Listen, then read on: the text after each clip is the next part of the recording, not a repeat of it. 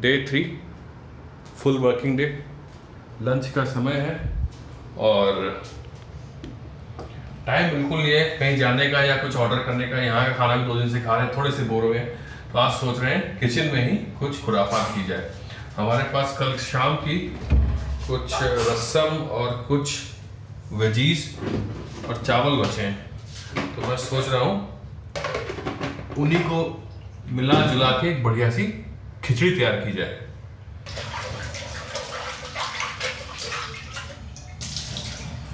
एक लंबी वेकेशन में 10, 12, 15 दिन बाद आपको अपने खाने का मन कर ही जाता है, अपने हाथ से अपने फ्लेवर्स ऐड करने का, अपने हिसाब से नमक मिर्च मसाला ऐड करने का। आज वैसा ही एक दिन, और नेहा जी को आज मेरे हिस्से मेरा बनाया हुआ कुछ झेलना पड़ेगा। क्या Neha ji, are you in for my cooking? Yes, absolutely. अरे बड़ी हिम्मत है। तो बन रहा है नेहा जी के लिए रसम पॉरेज। इसमें पड़ेगा रसम कल का ही चावल, कल की सब्जी और आज की मेहनत। द टिपिकल जुगाड़ रेसिपी ऑफ लेफ्टओवर्स। थोड़ा इसमें दिखा सकता हूँ, जब इतना बनाया है तो खा भी सकते हैं, स्वाद तो करना ही चाहिए। इसके ऊपर रखते हैं एक सुंदर सा लेग पीस, और बाकी तो मैं खुद ही खा लूँगा। तो लीजिए Mrs Nigam, the working women, आपकी chicken rasam porridge. Thank you. ये बहुत अच्छा दिख रहा है मुझे तो। काफी गर्म है अभी।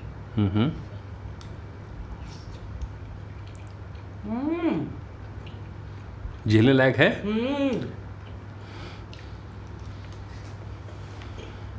Okay, working womens lunch prepared by Nachis. Lovely husband.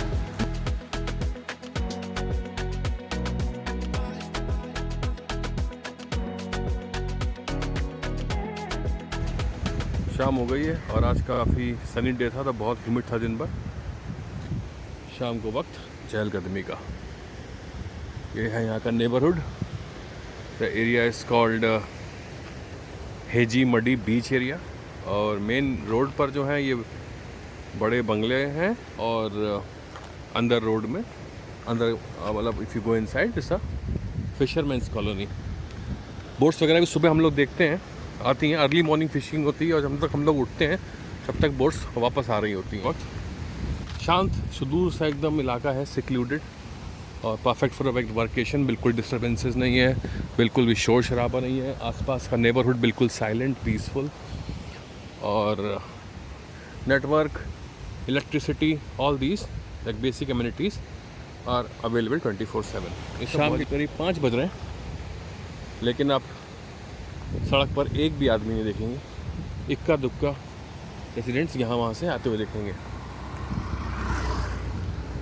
बहुत ही हम्बल लगा मुझे, बहुत जेन्यून लगा मुझे कोस्टल कर्नाटका। इस बात को मैं कहना चाहूँगा अपने व्लॉग में।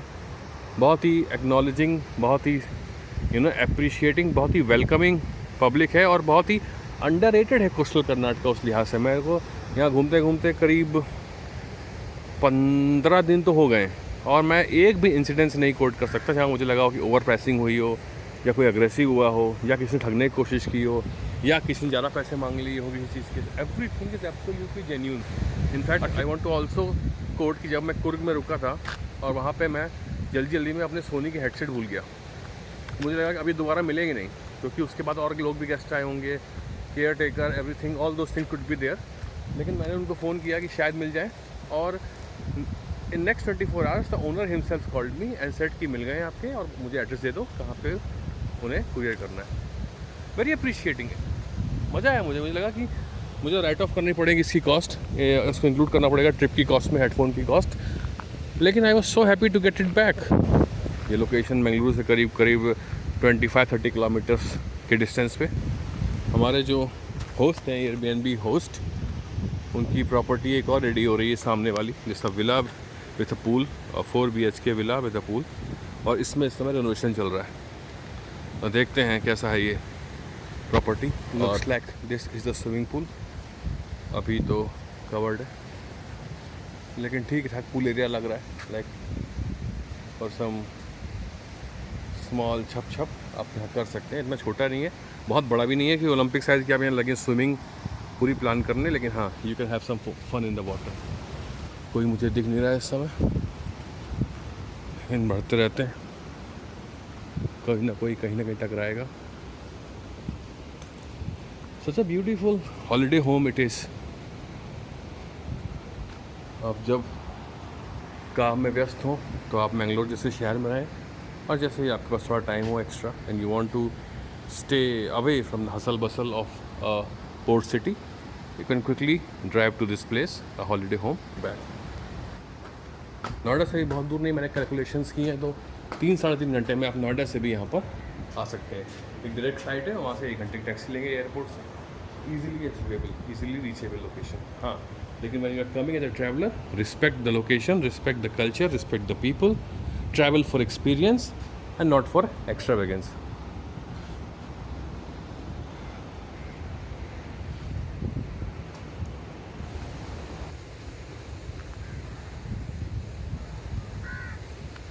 चहलकदमी करते करते मैं काफ़ी दूर निकल आया अपने स्टे से, अपने विला से, और ये तो ऐसे ही चलता रहेगा अपरंपार। ये अथाह है समंदर, ये सड़क या ये लोकेलिटी जो है NH66 के पैरेलल चलती है। तो इधर आप करीब 3 किलोमीटर आगे NH66 चल रहा है, वो जो कि मैंगलोर और उडुपी कनेक्ट कर रहा है, और उसके साथ साथ ये पूरी लोकेलिटी बीच एरिया चलता रहता है। ये वो बोट्स जिसकी मैं बात कर रहा था, और ये खूब सारे कोकोनट ट्रीज़ जो कि। तो बस यही था इस ट्रिप का ग्रैंड फिनाले। शाम को हमने सनसेट फिर से एंजॉय किया और पूरा इवेंट अपने टाइम लैप्स कैमरे में रिकॉर्ड किया। शाम को मैंगलुरु घूमने का प्लान था फिर से, लेकिन क्योंकि अच्छी खासी बारिश शुरू हो गई थी तो हमने अपनी बालकनी से ही इस लास्ट इवनिंग को एंजॉय किया। ये सफ़र तो अब ख़त्म हो रहा है, पर अगला सफ़र कभी भी शुरू हो सकता है। तो मिलते हैं जल्दी, तब तक मज़े करो and keep travelling. Bye for now.